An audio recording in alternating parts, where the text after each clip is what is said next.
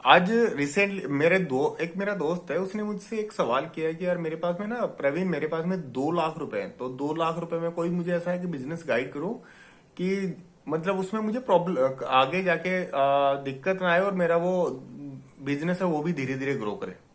ठीक है। तो देखो, मैंने उसको एक गाइड किया है। अब आप मुझे बताइए कि क्या मैंने सही गाइड किया है, गलत गाइड किया है। मेरा मेरा जो मानना है वो ये मानना है कि आप जब भी किसी को गाइड करो तो प्लीज थोड़ा सा उसके बारे में, अगर आपको नॉलेज है तो आप गाइड करिएगा। तो मैंने जो उसको गाइड किया वो ये गाइड किया है कि आप फास्ट फूड टाइप का कोई भी प्रोडक्ट आप शूट कर लीजिए, सिलेक्ट कर लीजिएगा। जैसे ज्यादा कैटेगरी मत सिलेक्ट करिएगा कि बहुत सारी आपने 40-50 कैटेगरी सिलेक्ट कर ली। 4 या 5 कैटेगरी सिलेक्ट करिएगा, क्योंकि 4 या 5 कैटेगरी के अंदर आपको जल्दी से कोई भी उसका बनाने वाला जो कुक होता है वो मिल जाता है। अगर आप बहुत सारी कैटेगरी रखेंगे तो उसका बनाने वाला कुक नहीं रखेगा, तो आपको थोड़े दिन में आप परेशान होकर उसको काम को क्लोज कर देंगे। तो प्लीज जब भी आप ऐसा कोई भी प्रोडक्ट सिलेक्ट करते हैं तो उसमें ये ध्यान रखिएगा कि मेरे पास में कुक होना चाहिए उसका। ठीक है। तो सबसे पहला ये है। और आप 2 लाख रुपए नहीं, आप 50-60 हजार, 70-80 हजार रुपए में ये बिजनेस स्टार्ट कर सकते हो। इसके लिए आपको जो स्टील के काउंटर वगैरह मिलते हैं वो आप मार्केट से बाय कर सकते हो। 30-40 हजार रुपए का आपको मार्केट से ये काउंटर मिल जाएगा। आप उसको बनवा भी सकते हो, और रेडीमेड लेना चाहो रेडीमेड भी बना सकते हो, और आप अपने अकॉर्डिंग भी बनवा सकते हो कि मुझे किस टाइप का काउंटर चाहिए। उसके बाद में आप उसमें जो भी कैटेगरी आपको मेरे मेरे हिसाब से काउंटर अगर है तो आपके पास 2 या 3 कैटेगरी होनी चाहिए।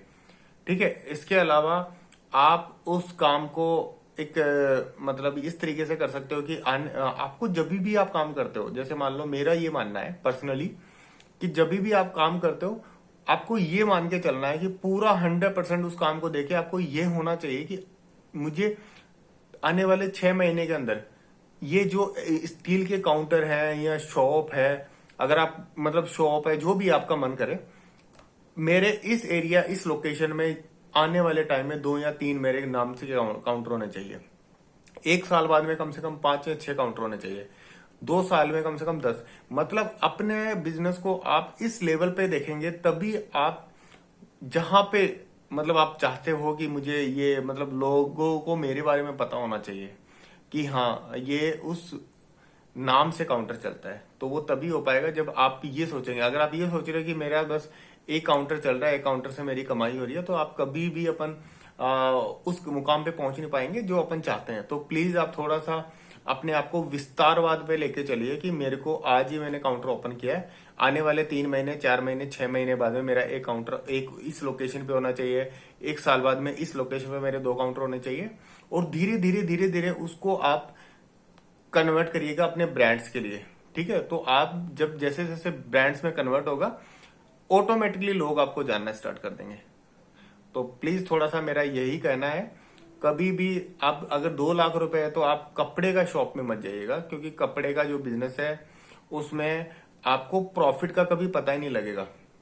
जैसे कई बार मैं देखता हूँ कि कपड़े का जो बिजनेस करते हैं उनका जैसे 10 लाख रुपए का माल भरा हुआ है, 10 लाख में 1 लाख का माल बिक गया, तो उसको यही नहीं पता लगता है एक्चुअल में कि माल बिक रहा है, लाए जा रहा है। फिर वो लोग आते हैं कि यार ये फैशन आउट हो गया, आप ये वाला लेके आओ। तो जब भी आप कपड़े का बिजनेस करते हो तो उसमें क्या होता है, सेट टू सेट चीजें आती है कि जैसे आपने 36 लिया तो 36, 38, 42 ऐसा कुछ सेट वाइज आता है पूरा 5 पीस का। तो कस्टमर को एक पसंद आ रहा है, फिर आपको पूरा सेट लेके आना पड़ेगा, फिर दूसरा सेट लेके आना, ऐसे इस तरीके से आपको सेट लेके आते हो। तो जो सबसे ज्यादा चलने वाले साइजेस होते हैं वो तो जल्दी से बिक जाते हैं, पर वो दो बाकी के जो सबसे छोटा और सबसे बड़े वाले साइजेस है, वो वाले साइजेस इतना जल्दी ब्लॉक हो जाते हैं ना। तो अगर आप 10 डिजाइन भी मंगवाते हो तो 10 डिजाइन में एक एक दो दो पीस सब में आपके ब्लॉक हो गए, तो एक्चुअल में आपकी इनकम का पता ही नहीं लग पाता है। और आपको एक महीना नहीं, 2 महीना नहीं, आपको 10-10, 20-20 साल तक आपको अपनी इनकम का नहीं पता लगेगा। तो प्लीज थोड़ा सा ध्यान रखिएगा कि कपड़े के बिजनेस में क्या क्या प्रॉब्लम आ सकती है।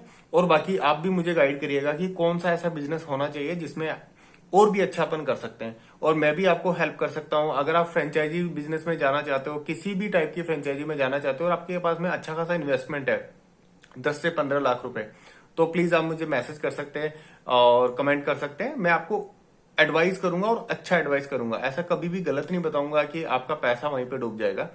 जब भी आप कोई भी ब्रांड सेलेक्ट करते हो, चाहे से वो कोई भी ब्रांड हो, प्लीज थोड़ा ध्यान रखिएगा, क्योंकि आपको जो बाहर से दिख रहा है वो जब आप उस ब्रांड को फ्रेंचाइजी लेते हो तब आपको काफी चीजें प्रॉब्लम सामने आएगी। तो ये मैं आपको अपना एक्सपीरियंस शेयर कर रहा हूँ। प्लीज आप मुझे कॉल करिएगा, अगर कोई भी ऐसी प्रॉब्लम आती है तो मैं आपकी हेल्प करूंगा। Thank you.